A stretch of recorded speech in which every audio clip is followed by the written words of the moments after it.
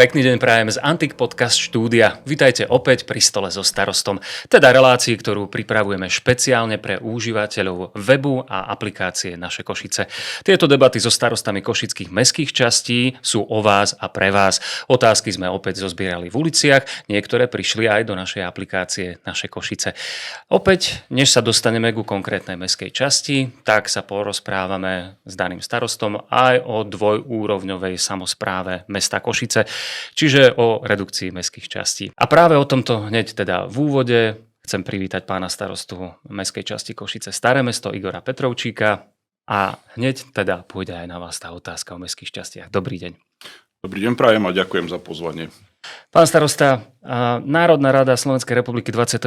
apríla teda schválila novelu zákona o meste Košice. Preštudovali ste si to, vnímate to, ako sa k tomu staviate? Áno, no tak samotný, nazveme to prílepok alebo pozmeňovák, myslím si, že bol na 1 až 4, čiže to nebolo nejaké náročné študovanie, ale aby som nezaťažoval poslucháčov a divákov, ja si myslím, že z toho sa stala už len taká typická predvolebná politická téma, ale to samozrejme nezľahčujem túto tému a myslím si, že riešiť to samozrejme treba, ale ja by som navrhoval menej o tom rozprávať a viac konať.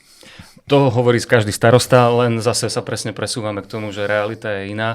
A hovorí sa o roku 2030, je z vášho pohľadu možné dovtedy dospieť k nejakému riešeniu redukcii mestských častí v Košiciach? Ja si myslím, že áno, je to možné, ale v každom prípade to bude záležať na tých, ktorí vzídu pri tých nadchádzajúcich voľbách, ako samozrejme jednotliví mestskí poslanci, ktorí budú rozhodovať a plus tam bude aj dôležité samozrejme aký názor alebo ako zadeklaruje nejaké svoje stanovisko k tomu aj rada starostov, ktorá je tiež zakomponovaná v tomto procese. Čiže na to som narážal, že tento schválený proces mi príde opäť zase komplikovaný, hoci samozrejme musel rešpektovať práva občanov a jednotlivých mestských častiach aj v tých malých mestských častiach.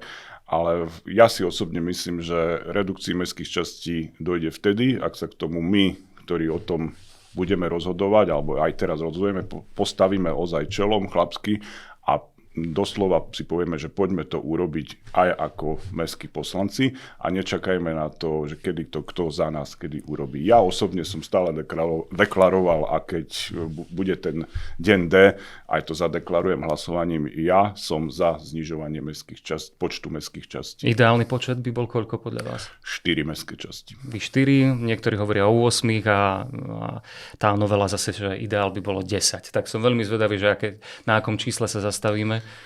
Viete, ja som ekonom, čiže ísť z 22 na 4 alebo z 22 na 10, tak tam už základná matematika každému povie, že asi čo je efektívnejšie. Prečo? To ma zaujíma, ja nie som matematik ani ekonom, takže...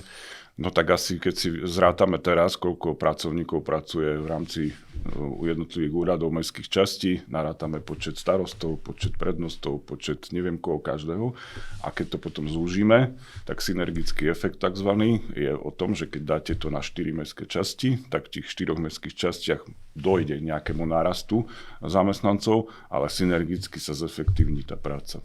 Bude viac práce na možno trošku väčší počet ľudí. No naozaj si to neviem ani predstaviť. Bodaj by takýto systém fungoval, len ja mám pocit, že tu každému kladie nejako polená pod nohy a že tie 4 mestské časti nie sú asi realita. Alebo zrealizovateľné. Ja taký pocit nemám a ja budem robiť všetko preto, aby sa nám to podarilo.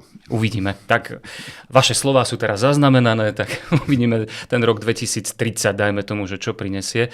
Aj keď, ako ste hovorili, ľudia už sú z toho otrávení, ale ja si myslím, že treba o tom hovoriť a pripomínať si to každý rok, nielen teraz pred voľbami. Poďme sa teda pozrieť už do vašej mestskej časti, na to, čo sa podarilo za uplynulé roky. V podstate 2 funkčné obdobia už máte pomaly za sebou. A čo sa podarilo zrealizovať napríklad za ostatný pol rok, dajme tomu, lebo máme máj, rozpočet máte schválený. Čo ste teda urobili za pol roka, odkedy je ten rozpočet od novembra schválený? Tak my ozaj pracujeme na plné obratky a nie len teraz za ostatný pol rok, ako sa pýtate. Ako bolo povedané, som už vlastne v druhom volebnom období, pomaly mi končí druhé volebné obdobie v mestskej časti Košice Staré Mesto a osobne keď sa stretávam s občanmi v uliciach mesta, vyjadrujú samozrejme aj niektoré je tam aj kritika, nejakú nespokojnosť, ale hlavne vidia pozitívny posun za uplynulé obdobie, kde, alebo ak sa pýtate na ostatný pol rok, tak ideme vo veľkom v podstate, čo sa týka investičných akcií. Prebieha obrovská rekonštrukcia, kompletná rekonštrukcia našej materskej škôlky na Tatranskej ulici 23, takmer za 900 000 eur. Samozrejme financované je to z eurofondov. Potom by som spomenul nekonečný príbeh, ktorý ešte začal pri mojich predchodcoch, o tom sa bavili aj poslanci, aj ešte moji predchodcovia, a to je bezbariérovosť sobašnej sály. A som rád, že sa mi to konečne mne ako podarilo už rozbehnúť a dnes už môžem konštatovať, že o nejaké 2 mesiace bude výťah, čiže bezbariérová sobašná sála pri našej radnici mestskej časti Košice Staré Mesto realitou.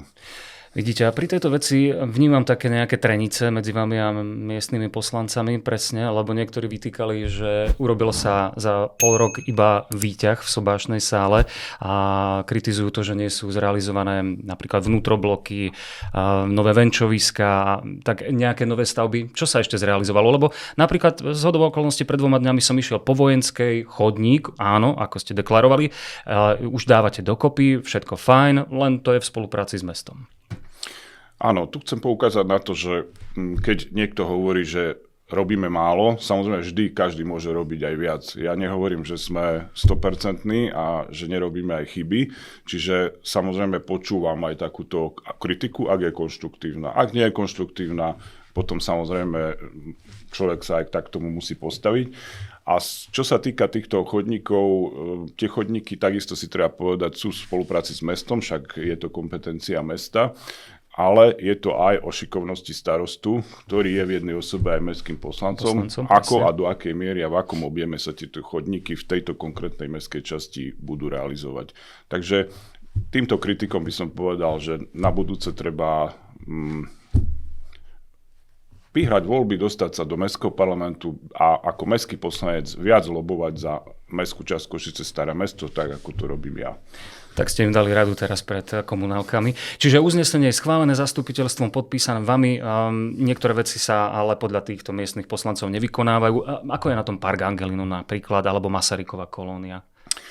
Čo sa týka Masarykovej kolónie, tam je to v podstate tiež taký nekonečný príbeh. Ale to súvisí s tým, že pracujeme s ľuďmi a ono sa hovorí, že o vnútrobloku alebo o vlastne týchto projektoch, ale vždy za všetkým treba hľadať ľudí. A teraz myslím nie ľudí, ktorí pripravujú tieto projekty, ale myslím občanov.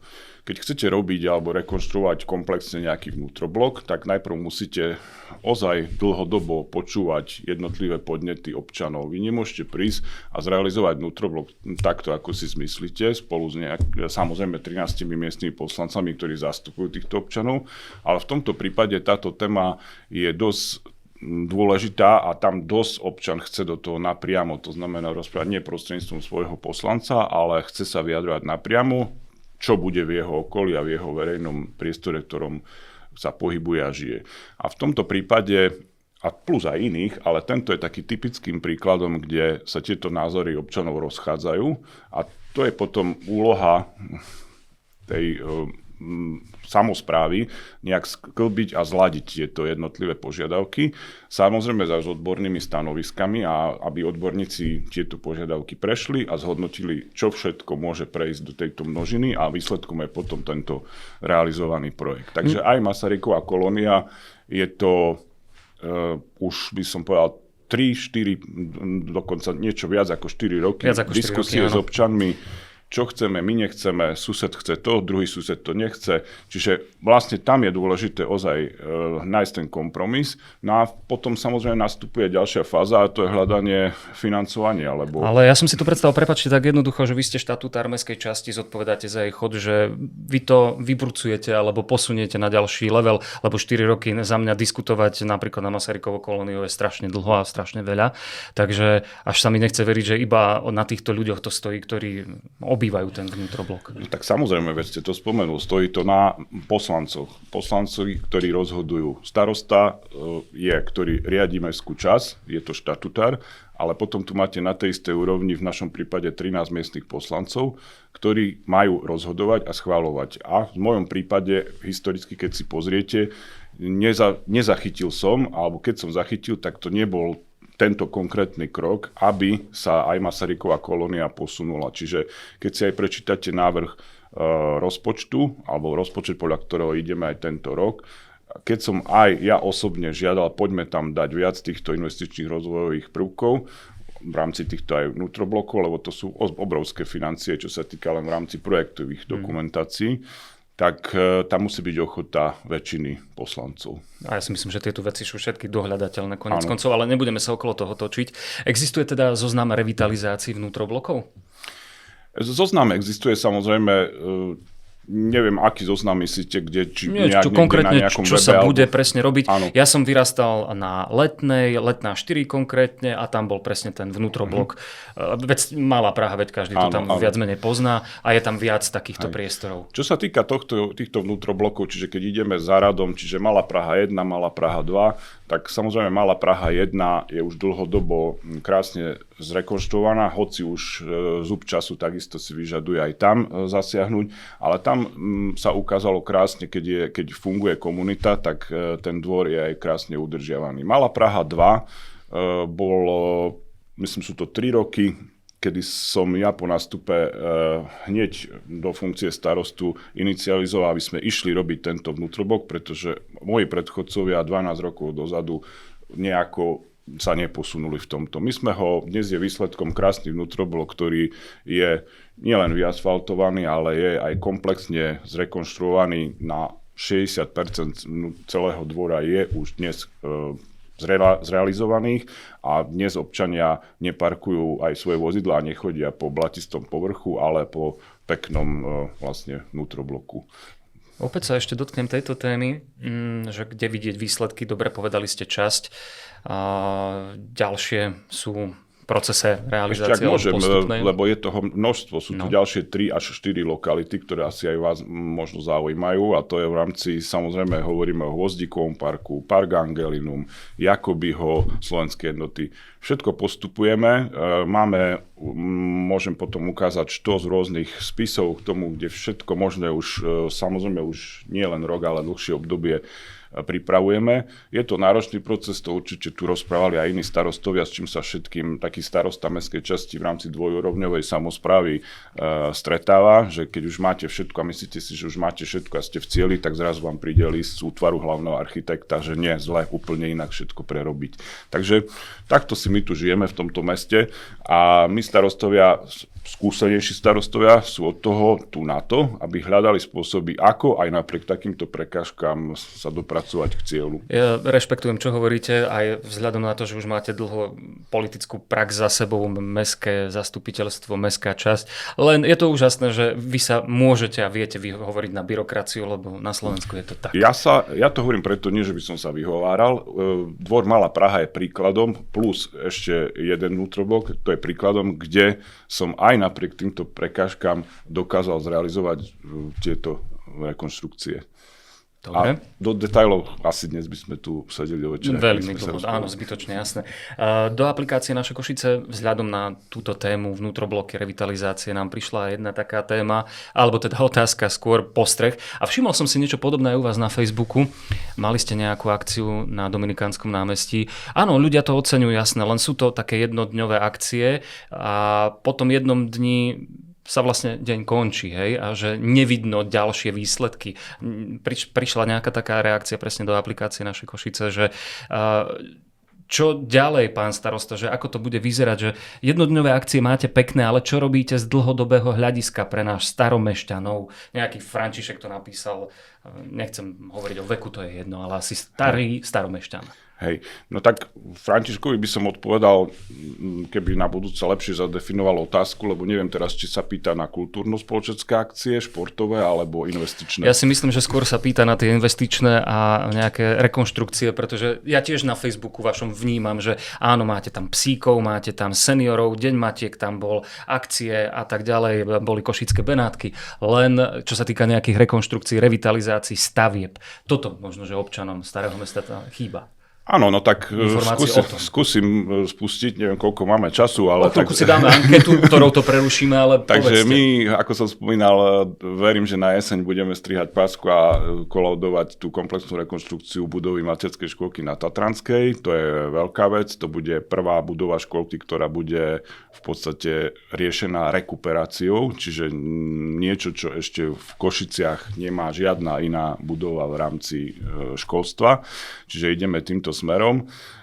Ďalej, chystáme obdobnú veľkosťou škôlku máme na Zádielskej ulici, čiže tam pokračujeme samozrejme už v projekte a vlastne jednotlivými krokmi k tomu, aby sme už čoskoro takisto boli zaradení a našli externé formy financovania, aby sme rovnako aj túto budovu na Zádielskej zrekonštruovali na ozaj modernú budovu, školskú budovu, na ako sa na dnešnú dobu patrí. No a potom pokračujeme, samozrejme tie vnútrobloky, ako som povedal, pôjdeme postupne. Všetko závisí, jednak schvaľovací proces, to je prvá fáza, ale potom popri tom aj zhľadanie externých foriem financovania, lebo samozrejme toto sú všetko miliónové položky, ktoré mestská časť nedokáže vykryť z vlastných zdrojov. Pán starosta, viem, ale toto budeme presne nudiť asi poslucháčov, tak sa opýtam, výstavba polopodzemných kontajnerovísk lokality, Floriánska, Škultetýho, Stará Baštová, neskôr iné ulice. Áno, naša mestská časť je prvá mestská časť, ktorá začala s projektom pred x rokmi, myslím, že to bolo ozaj pred 8 rokmi. Po mojom nástupe do funkcie som už pokračoval, lebo už prvé kontajnerovisko polopodzemné bolo realizované môjim predchodcom, pánom Gregom.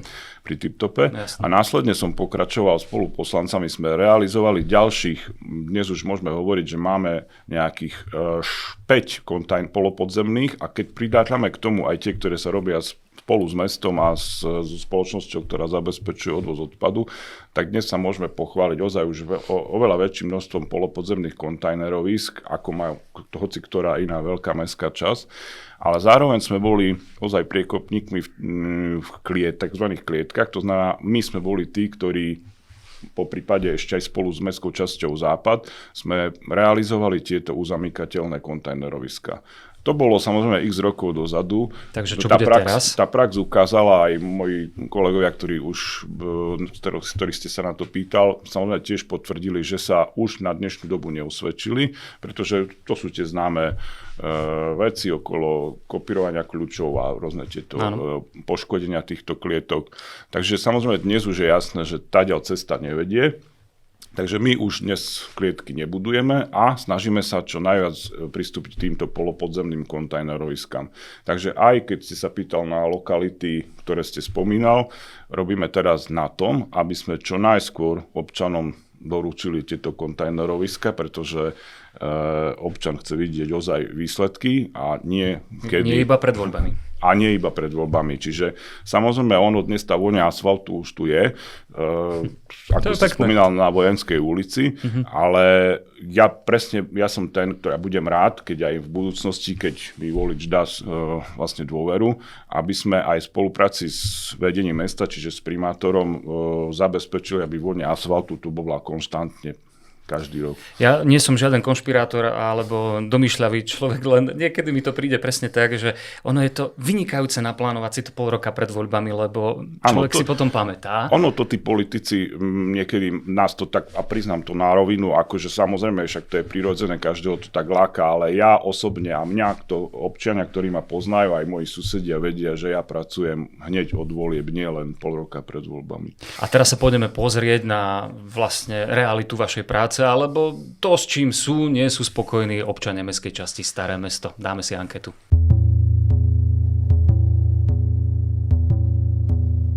Čo sa týka šoféra, som šofér, takže cesty sú katastrofálne, chodníky taktiež. Čistota, kedy jak, no a smetné bedne, to je niekedy hrozné. To sa týka čistoty pri tých kontajneroviskách. Kontajnerov, áno. Chodia tam cigáni, vyhadzujú veci, proste hrozné. A v lete, koľko je tu potkanov a myši. My sme s bývaním v starom meste celkovo spokojní, nemáme nejaké žiadne výhrady, čiže my si to dosť pochvaľujeme. A čo by som vyzdvihla, sú asi infraštruktúra ako taká, že máme dobrý prístup všade. My bývame v takom centre, čiže hoci kde viem aj s kočikom prejsť, nízkoprofilové obrubníky napríklad, taká banalita, ale pre človeka s kočikom je to dosť zásadné. Takže my sme spokojní. Možno jednu vec, odpad. Mne sa páči, ako je napríklad na KVP zavedené tie kontajnere, ktoré sú zakúpané do zeme, keďže v meste je problém s tým, že odpad je celkovo po celej ulici napríklad. Čiže toto je možno taká jedna výhrada, ktorú by som spomenula. Tak s komunálnym odpadom, ako je tu neporiadok, hej. Po nociach, asi tak v piatky a cez víkendy sem tam sú niektoré takí nespôsobivejší ľudia, že možno sa niektorí ľudia môžu bať, ako ja nie, ale tak možno nejaké slečny, ktoré nie sú tak stavené ako ja, tak sa môžu bať, možno väčší psa večer, alebo také, že sem tam aj väčšinou tu je to pri tom admirále, alebo tak väčšinou viem, že tam sa ľudia sťažujú, že väčšinou to večer není fajn cez víkendy, tak asi to je také jediné, a ináč všetko je fajn, si myslím, prostredie, hlavne aj pre psov, je to v pohode, aj tu, aj na jazere, ale asi aj na jazere sa to rozšírilo dosť, že tam sú takí individuálni, to asi všade, no. Tu čo máte pri tom tip-tope, admirál, asi tak. Tak to je ten konkrétny podnik, väčšinou tam sú grupy ľudí, čo väčšinou hulakajú a tak, ale ja to nepočujem, ale väčšinou v lete, keď tu som priateľky a máme otvorené okno, tak cez piatok a víkendy tak počujete tam rôzne pazúky alebo fľaše sa rozbíja, alebo nejak sa pokrikujú, bijú sa rôzne veci. Košice nie sú jediné miesto, čo má taký problém, že v centru mesta, tak sa idú zabaviť ľudia, ale tu na ten tip-top najviac, no. Chodníky, ktoré sú aj tu pri tip-tope, pretože hlavne pre tých, ktorí majú operované klby a musia používať takýto vozík, ako ja používam, alebo barle. Ináč som spokojná. A ide konkrétne o túto lokalitu tip-top? No, ja myslím si, že aj niekde ide, ale hlavne teraz sa tu pohybujem. Cesty sa robia stále tie isté, dookola non-stop, keď jedna diera už opravujú. A sú cesty, kde sú také diery, že sa nedá ani prejsť autom, takže opravuje sa stále len to isté. Aby ľudia videli, že dačo sa robia, že starostovia dačo robia. Opravujú každý rok mosty. No, v podstate, hej. Ale to vnímate ako negatívne, že sa opravujú mosty? Hej. Je to negatívne, hej, keď sa opravuje každý rok ten istý most. Aha, tak to myslím. Každý rok, každý hej. rok. Lebo tie spoje, dilatačné a tieto veci sa opravujú každý rok non-stop. Čistota mesta, no. Čistota. Po ulici, keď chodím, tak trošku rozfúkané smetie. V starom meste možno, že niekedy sem tam trošku tú čistotu, chýbajú podľa mňa odpadkové koše a takéto miesta. A takisto ale aj miesta, možno, že ešte nejaké na oddych je miesto Mestský park, ale no také, čiže viac zelene. V hlavnej ulici už neviete po chodníku prejsť kvôli stoličkám a stolom. Že už sú fakt veľmi, kaviarničky sú veľmi rozťahané. Zaberajú veľmi veľkú časť chodníka. To bola kedy s tým začal Šuster, ale tam vtedy bolo povedané, že medzi stenou a krajom tých stolov má byť určitý priestor. A ten priestor teraz podnikatelia zužujú a zužujú. Už pomaly neprejdete. Musíte ísť buď na cyklochodník, alebo potom na tie rozbité kamene, čo je električková, bývalá električková trať. Toto s tým by bolo dobre, keby sa trošku zrobil poriadok. No, to, čo mi najviac vadí, to je dosť veľa neporiadku kade-tade, ale to je o mnohých ľuďoch, to je aj o peniazoch, ale naozaj tie kaviarne, to by sa dalo poriešiť veľmi jednoducho, lebo to nestojí mesto žiadne peniaze, takže s tým by mohli niečo zrobiť. Príjem je to tu kľudné, až na niektoré datumy. Máte nejakú osobnú skúsenosť s tým? Tak osobne nie, ale akože počuť to sem tam, ale nie je to, že na pravidelnej báze, ale akože stane sa. Hej, ale to... Takže to nie je každý víkend? Nie, aspoň neregistrujem to, že by to bolo každý víkend. Jasne, že niekedy príde viac ľudí, niekedy príde menej ľudí, hej, ale že by to bolo, že každá streda, každý štvrtok, každý piatok, to nie. V budú mať úspech tí, čo budú hľadať možnosti riešenia parkovania. To je môj názor. Pri stole so starostom je Igor Petrovčík, starosta mestskej časti Košice Staré Mesto. Pán Petrovčík, tak videli ste anketu, viac menej sú tam všetko problémy alebo výtky, s ktorými sa stretávate každý jeden deň. Mňa tam zaujal pán, ktorý hovoril, že sa stále opravujú mosty. Áno, zrejme to bolo myslené na ten most Hlinková, ale ja sa pristavím. Koľko máte akých mostov v mestskej časti Košice Staré Mesto? Lebo keď to tak rátam, mne napadli okamžite iba 3, ale v podstate sú to priechody, nadchody, prechody pre peších, ktoré sú na Štefánikovej, tie 3. Ako to vyzerá s týmito mostami? No tak samozrejme, tie mosty, ktoré ste spomínali, to sú známe, to sú vlastne cez bývalý Mlynský náhon, v rámci Štefánikovej ulici. Potom sú mosty pri výjazde, čiže Palackého ulica smerom z mesta na Prešovskú ulicu, lebo naša mestská časť možno málo niektorí občania nevedia, možno tu bude také prekvapujúce hranice našej mestskej časti, siaha po Palárikovej ulici až smerom ku Prešovskej, čiže mestská časť Staré Mesto má hranicu až pod mestskou časťou Dargovských hrdinov, čiže Prešovská ulica tvorí hranicu našej mestskej časti, čiže až po džunglu. Čiže celá táto však je známe, že je tam vlastne projektovaná nová a uvažovaná nová štvrť Hornát.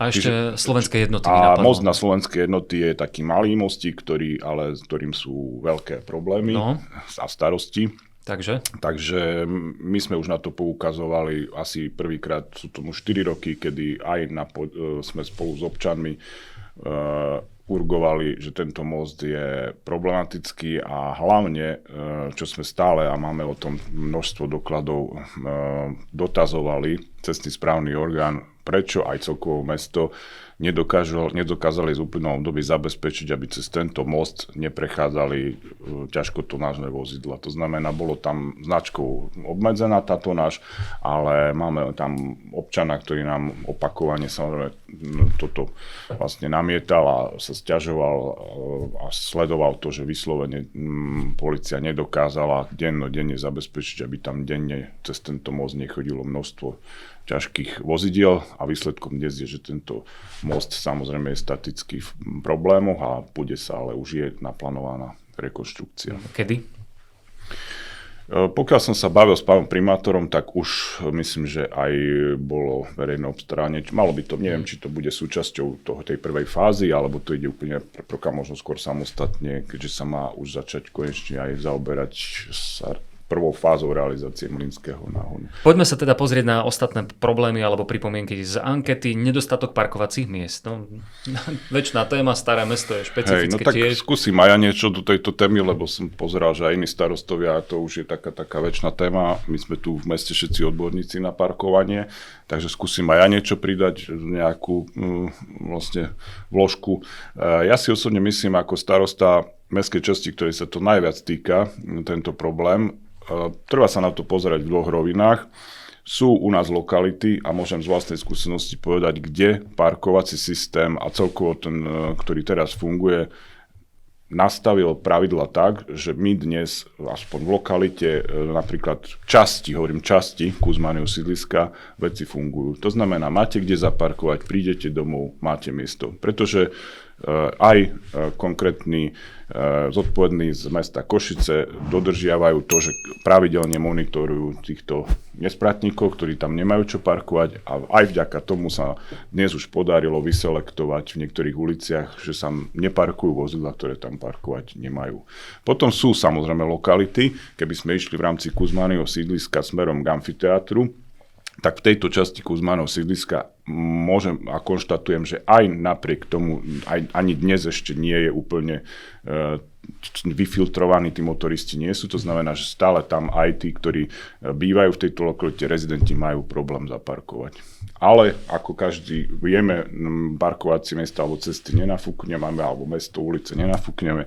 Takže je to len potom o nastavení a vycibrení tohto systému. Prípadne ozaj niekedy ten občan musí zaparkovať ďalej. Chystáte nejaký projekt? Napríklad nejakého nadzemného parkoviska, podzemného parkoviska, čokoľvek?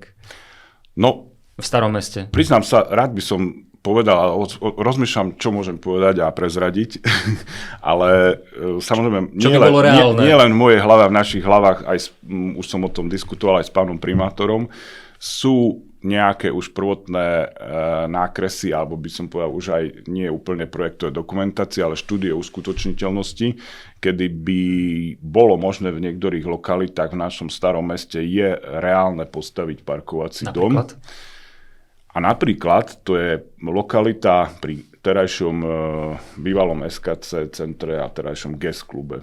To znamená, je tam jedno veľké aktuálne parkovisko v rámci Laca Novomestskej ulice a medzi Kapitána Alpku a Táto lokalita by sa dala, povedzme, nafúknuť. A tam si viem predstaviť aj s odborníkmi, už to mám odkonzultované, že by sme vedeli ísť do -2 a hore do +3 a to už máte veľmi pekný počet parkovacích miest, ale samozrejme musí to nejako vyzerať, musí to byť ozaj zapadnúť do tohto prostredia.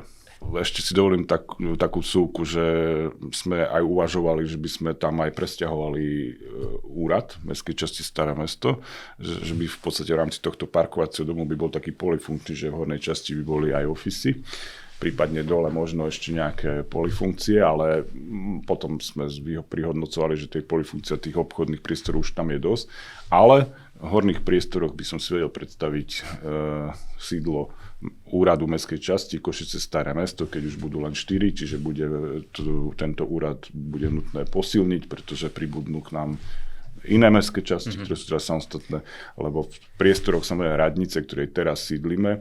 Tam nie sú priestory niektoré využité však. A sú už veľmi v zlom stave, keďže je to stará budova a táto budova patrí mestu.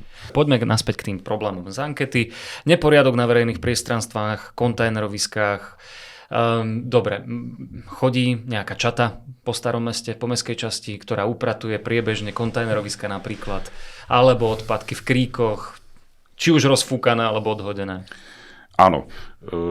Čata v rámci mestskej časti chodí, tá funguje dlhodobo. Samozrejme využívame na to ako aj iné mestské časti pracovníkov, verejnoprospešných pracovníkov. To znamená, títo ľudia chodia denne po tých svojich rajónoch a zabezpečujú čistotu v rámci svojich možností.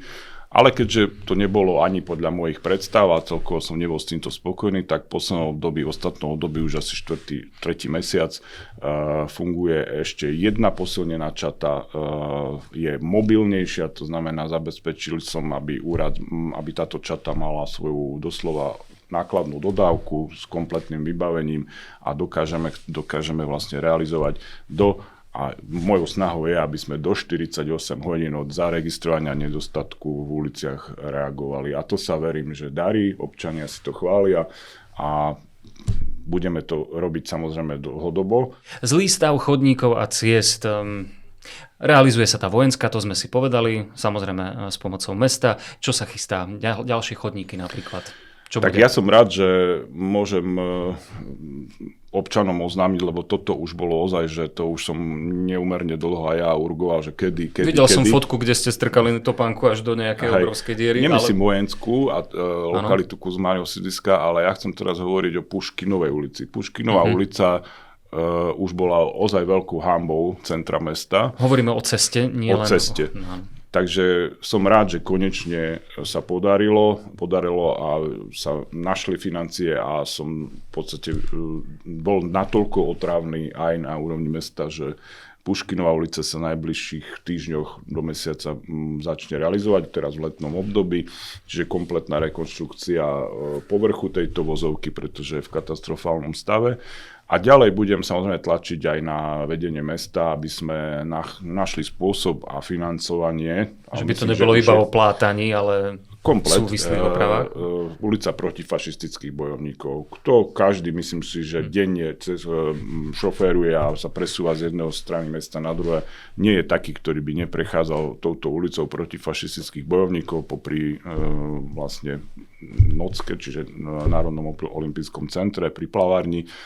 Táto cesta vážne si vyžaduje komplexnú rekonštrukciu aj s podložím, čiže preto sa to tak náročnejšie pripravuje z úrovne mesta, aby sa potom to ozaj podarilo celé zrekonštruovať, nie len povrchovo. Poďme na individuálne sťažnosti, na bezpečnosť a hluk. Teraz sa konkrétne dotkneme opäť lokality Tiptop, Kuzmányho sídliska. Dlhodobo tam čelíte teda sťažnostiam obyvateľov na diskotéku. Ako sa to vyriešilo, respektíve nevyriešilo? Lebo čítal som, že v novembri navrhli ste zmenu všeobecne záväzného nariadenia, ktoré hovorí o otváracích hodinách podnikov, ale po protestoch prevádzkarov a majiteľov podnikov k úprave nedošlo. Takže? Táto téma je ozaj zložitá. Jedná sa o to, že väčšina prevádzkovateľov týchto gastropodnikov a nočných podnikov s nimi problém nie je, že roky tu spolu nažívame, až sa potom objaví zopár jednotlivcov, ktorí ako keby tzv. Čierne ovce, ktoré nedodržujú zaužívané pravidlá a tým pádom kazia renome celému tejto skupine gastropodnikateľov. A to som aj vysvetľoval na tých stretnutiach aj týmto podnikateľom a som ich požiadal a poprosil gentlemansky, keby si to nejako vyriešili v svojich kruhoch medzi sebou, aby vlastne dvaja nejakí podnikatelia celkovo zo 150 nespôsobili to, že sa tu potom bude musieť pritvrdzovať cez VZDNK na komplet všetkých podnikateľov. Ale keďže to sa nestalo a v podstate nikam sme sa neposunuli, iba čo viac títo niektorí jedinci ešte viac, ako sa hovorí, vyskakujú a porušujú tieto VZDNK, tak sme pristúpili k tomuto kroku. Samozrejme, rozumiem tomu, že nastal nepokoj a tlak na strane podnikateľov, ale ja som aj vtedy, aj teraz deklarujem, že nikto tu nechce nikomu brániť v podnikaní a nikto nechce bojovať s podnikateľmi. Práve, že ja som rád, aby sme ich podporovali, pretože o tom je ten turizmus v našom centre. Bez nich by to nebolo ono. Ale musí to ozaj byť v rámci týchto pravidiel, pretože ja reprezentujem a mám chrániť aj záujmy občanov, ktorí žijú v tejto mestskej časti a keď títo sa mi sústavne sťažujú a ma prosia, žiadajú o riešenie, tak som tu o to a som ich zástupca na to, plus 13 miestni poslanci, aby hájili záujmy aj týchto občanov. Mňa len mrzí, že keď sa toto VZDNko na miestnom zastupiteľstve prejednávalo, tak prišli len zástupcovia jednej strany, to znamená podnikatelia, ktorí samozrejme logicky vyvíjali tlak a lobovali na to, aby sa nejak nezoštilo a to VZDNko nejak nesprísňovalo. Ale myslím si, že vôbec tam nebolo nič také, to bolo len upresnenie niektorých pojmov, čiže to bol prehnaný strach a z druhej strany za občanov nebol nikto. Čiže to je niekedy problém a to stále hovorím aj občanom, že treba prísť vtedy, keď sa to práve o tom rozhoduje a zahorúca, keď sa to rieši. Lebo viete, potom aj ten miestny poslanec, keď necíti ten tlak, že mu za chrbtom nesedí nejaký ten občan, ktorého má hájiť, tak potom má tendenciu rozhodnúť inak. Keď už hovoríme o bezpečnosti, Tiptop, ako to tam vyzerá s kamerovým systémom? Napríklad tieto veci sa monitorujú, mestská polícia o tom vie, keď je tam ruch, keď sa tam rozbijajú fľaše, keď tam robia, dárebáci, neplachu. Poviem to slušne. K tejto problematike, čo sa týka aj tejto konkrétnej prevádzky pri obchodnom centre Tiptop, tam sa nemôžem nejak konkrétne vyjadrovať a byť úplne konkrétny, pretože tam je množstvo vlastne konaní otvorených a v podstate nielen na úrovni mestskej časti, ale aj na iných OČTK orgánoch, takže nechcem k tomu viac rozprávať, ale poviem toľko, že konkrétne s týmto jedným podnikom ozaj majú občania veľký problém. Zatiaľ môžem konštatovať, alebo musím konštatovať, že za ostatné 2 mesiace pribudlo ďalších 26 podnetov, z toho už máme ďalšie, čiže poradí asi nejaký 8 konanie voči tejto spoločnosti a v podstate neviem, nie je môj štýl dávať do nekonečna pokuty, lebo nie som ten, ktorý by ozaj naháňal podnikateľov pokutami. Poďme teda v skratke na ďalšie také menšie a väčšie problémy. Kaviárne na Hlavnej ulici a ich rozťahovanie sa. Bude to niekto kontrolovať? Bude ich niekto usmerňovať?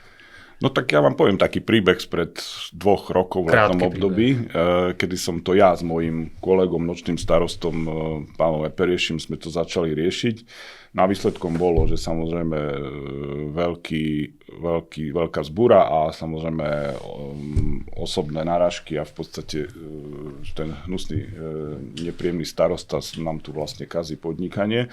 Takže taká bola reakcia a nemal som ani podporu zo strany mesta, lebo to je kompetencia mesta, treba vysvetliť, čiže niekedy to aj si sám vyčítam, že niekedy sa montujem do vecí, do ktorých nemám čo ja zasahovať, ale ako keďže je to v mojej mestskej časti a darmo to nie je v mojej kompetencii, ale ma to trápi, keď vidím, že niečo nie je v poriadku.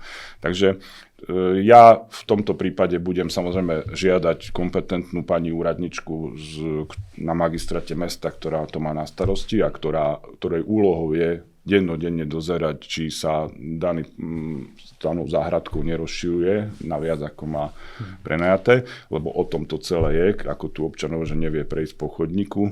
Takže budem na to tlačiť, ale vážne už si dám pozor, aby zase som nebol obvinený, že chodím ako kouboj po hlavnej ulici.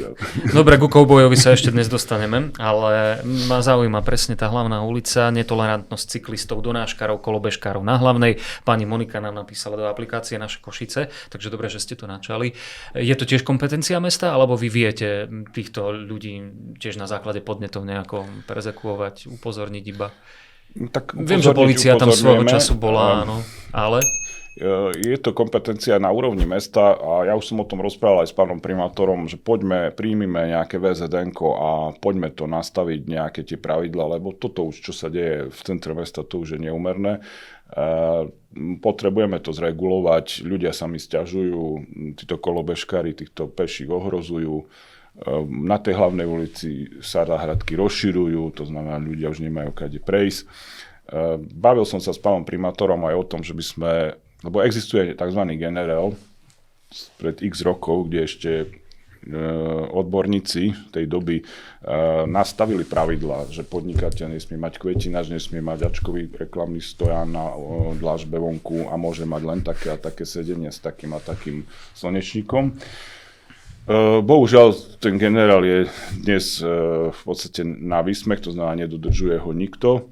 Keď sa prejdete po hlavnej ulici a pozriete si a porovnáte výkladné skrine a štíty jednotlivých predajní s mestami v inej časti Európy, tak pochopíte, že je najvyšší čas pritvrdiť a začať upratovať vlastne aj v tomto, pretože tu dnes sa vôbec nedodržiavajú tieto pravidlá. Každý si tu dnes otvorí prevádzku a vypíše si dobre, že nevlastnou rukou názov, o čom to je. Vôbec to nemá schválené pamiatkármi a podobne. Dobre, čiže treba úkolovať nejakých úradníkov, ktorí by na to dozerali, políciu, deto, aj keď hovorím o tých netolerantných cyklistoch, donáškaroch a tak ďalej. Dobre. Žobrajúci ľudia v okolí Urbanu, Úsmevu, to je taký problém. Pozreli ste sa už na to? Nejako ich usmerníte, neusmerníte? Viete, to je takto. Žobrajúci ľudia a ľudia vyberajúci odpadky... Pardon, na stanici sa to trošku upokojilo, tak to poviem. No tak áno, preto sa to upokojilo, lebo sme na to tlačili a vyslovene sme vlastne s pánom primátorom nastavili pravidla tak, že sa to dá. Čiže stanica je príkladom, že keď sa chce, tak sa dá. No, lebo je to vstupná brána do mesta, áno, že staré mesto je zase výkladná skriňou. Staré mesto a hlavná ulica je výkladnou skriňou celého mesta a nie je podľa mňa normálne, že sedíte niekde na káve a za ten čas vás otravuje asi 20 malých, podotýka malých neplnúcich detí. Áno. A v podstate plus rôzne iné veci, ktoré sme svedkami, ktoré sa tam dejú. A to je presne o tom, ja sa pýtam, kde je mestská polícia. A keď sa to pýtam, tak samozrejme som zase zlý, pretože dostávam odpovede typu a ich je málo, a oni nevládzu, a proste ja ako síce, a problém je v tom, že ja nie som ich šéf, čiže treba upozorniť aj občanom, chcem vysvetliť, že tu máme takú anomáliu v tomto meste, že sa bavíme o starom meste, bavíme sa o mestskej polícii, ktorá by mohla robiť svoju činnosť dôslednejšie a lepšie, ale starosta mestskej časti jeho neakceptujú, pretože kompetenčne spadajú pod primátora. Hej, čiže ja môžem maximálne len ako mestský poslanec, jeden z tých množstva poslancov, iniciovať, že poďme nejako to nadefinovať, aby ten náčelník mestskej polície trošku viac zamakal a proste, aby tí policajti boli viac videní, viac robili, lebo v súčasnosti, čas výnimkám, nechcem všetkých hádzať do jedného vreca, ale nie je to úplne v poriadku a sú tam rezervy. Čo ten nočný nočný starosta? Lebo zo strany niektorých poslancov, áno, u vás je to vnímané také nešťastné rozhodnutie, že bol menovaný cez Facebook, že bez nejakého schválenia na miestnom zastupiteľstve. Tak ako to je? Lebo je to kontroverzné rozhodnutie, áno. Vo vašej mestskej časti sa udialo zo pár vecí, ktoré môžu ľuďom prísť také akože až úsmevné, takže nočný starosta je jednou z nich, aj ten boj medzi pánom Eperiešim a Ďorďevičom, poviem to taký verbálny boj, hej, alebo vytýkanie si nejakých vecí. Tak myslím si, že aj vlastne tá funkcia nočného starostu, keď pomôže celkovo veci, nielen pánovi Ďorďevičovi, ale všeobecne občanom v meste Košice, že ich ochráni a vylepší tú bezpečnosť, tak je to len prístup, pozitívna vec a myslím si, že ako dobrý nápad. Nie je to žiadna novinka, je to bežné aj v iných mestách a krajinách, čiže nevidím v tom ja zásadný nejaký problém.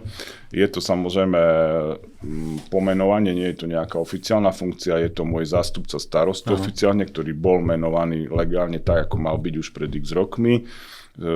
To, že sa niektorí poslanci opoziční s tým dodnes nevyrovnali ani za x rokov, to ja za to nemôžem. Na to nám odpovie volič v najbližších voľbách, ktorý sa rozhodne, že komu dá prednosť, keď raz sú nejaké skupiny, ktoré nedokážu nájsť spoločnú reč. Ak vám 100% nefunguje mestská polícia a robíte síce všetky kroky aj ako mestský poslanec, aby ste to vylepšovali a tlačíte v rámci mestského, hovorím, poslanectva, lebo ako starosta nemáte absolútnu žiadnu kompetenciu a vás vôbec ten mestský policajt nerešpektuje, tak sa snažíme aj takúto neštandardnou formou zabezpečiť a suplovať vlastne tú prácu a na tom nevidím nič zlého. Veď vidíme, čo sa tu deje, aj v iných mestských častiach vznikajú rôzne hliadky občianske, ktoré sa rozhodli, že sa už nebudú prizerať na to, čo sa deje. To je pravda. Ale nie je to tak trochu kontraproduktívne, lebo vnímal som áno nejakú diskusiu, kde sa vyčítalo pánovi Eperiešemu napríklad to, že či ho to nočné starostovanie nevyčerpáva natoľko, že potom nie je u seba na Hrnčiarskej ulici vo svojej dielni. Hej, no tak to sú také tie typické opozičné politické hry, že nájsť si obeť a vlastne teraz poukazovať sústavne. Veď je známa aj tá kauza s tou podkovou, ktorú sa riešilo, ktorú mal na fasáde svojej dielne. A ja už to tak berem s humorom, že čo schopní niektorí opozičníci len, aby vyrábali kauzy a zamerajú sa na jedného človeka, ktorého sa rozhodnú takto sústavne brať do úst a riešiť. Miesto toho, aby pozerali na pozitíva, ktoré aj tento človek pre mestskú časť priniesol. A veľmi dobre to aj teraz na ostatnom mestskom zastupiteľstve, myslím, že to bol pán Lorinc spomenul v tomto bode, keď sa tu riešila aj táto ulička remesiel, ako je zanedbaná za 30 rokov, že sa do nej neinvestoval ani cent a vlastne sa vymýka celkom tej myšlienke pána prezidenta Šustera a dnes je to skôr ulička klubov, barov a nechcem povedať čoho, pretože máme informácie, že konkrétne v jednej z týchto prevádzok, myslím, že to je stolárska, alebo aká, že sa tam v podstate to vôbec nie je o remesle, o stolárine, ale je to o nejakých stretnutiach nejakých ľudí, ktorí tam do rána tancujú, hulákajú a v podstate majú to tam celé vysvietené nejak duhovo. To už je na vás, aby ste to riešili, ak to niekomu prekáža. Čiže a on povedal ozaj takú dôležitú informáciu, že to je zaujímavé, že 30 rokov nikoho to nezaujíma, nikto sa tým nezaoberá, ani z vedenia mesta, čo až teraz sme prijali uznesenia, že poverili sme, aby primátor začal konať a hľadal spôsob, ako túto uličku zase zreštartovať a zrekonštruovať. Ale keď sa riešila jedna Eperiešiho podkova, tak vtedy sa tým zaoberala dobre, že nie aj CNN, hej, aj neviem tu každý. A už len, keď mám k tomu len poviem toľko, že myslím, že spomínal mi pán zástupca, že je v štádiu, že už má povolenie od pamiatkárov, čiže vlastne deklaruje, teraz dokazuje aj dokáže v najbližších týždňoch, že vlastne všetko to bolo len pod politickým tlakom úradníci, ktorí rozhodovali, aj v rámci stávneho úradu, myslím, že sa tam odvolal. Čiže celé to je také, ale mňa toto trápi nielen v Košiciach, ale v rámci celoslovenska, že si budeme tu také robiť na žabomyšie vojny a robiť si zle a vlastne byť sa na každom piesočku asi niečo dokazovať. Tak, a ja by som to ukončil tým, že miestni poslanci, starosta si niektoré veci musia vydiskutovať medzi sebou na miestnom zastupiteľstve alebo potom na mestskom. Pán starosta mestskej časti Igor Petrovčík, teda za Staré mesto, ďakujem veľmi pekne, že ste prijali pozvanie. A ja ďakujem, všetko dobré. Na vás sa tešíme opäť na budúce pri stole so starostom. Dovidenia. Objavte aplikáciu Naše Košice, dostupnú na Google Play a App Store. A nezabudnite odoberať náš kanál.